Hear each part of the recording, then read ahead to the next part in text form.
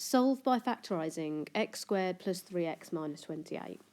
So the first thing we're going to do is factorise the expression. So we've got x squared here, and that means that we know that x times x is x squared. I know that the number goes in the bottom right corner, so negative 28.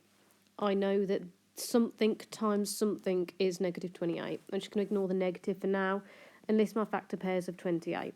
So I've got 1 times 28, 2 times 14, 3 doesn't go into it, 4 times 7, 5 doesn't go into it, 6 doesn't, and 7 would be repeating myself. I'm going to pick the factor pair that is going to make positive 3, and that's going to be 7 and take away 4. So positive 7, take away 4. So now I've got the equation x minus 4 times x plus 7 equals 0. So I've got two numbers that are timesing together. Remember, there's an imaginary times here, to be 0. Now, if two numbers are being times to give 0, then that means that one of them or both of them has got to be 0. So either x minus 4 is equal to 0 or x plus 7 is equal to 0.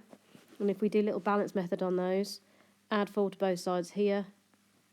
So you get x is positive 4, and take away 7 from both sides here, x equals negative 7. So therefore my answer is x equals 4 or x equals minus 7. What that is basically saying is that we've got a graph and it looks something like this, where it crosses the x-axis at 4 and minus 7. Sometimes you can get solutions and they're both the same. That would be a graph that just touches the x-axis and that goes back up. But this one here has two solutions.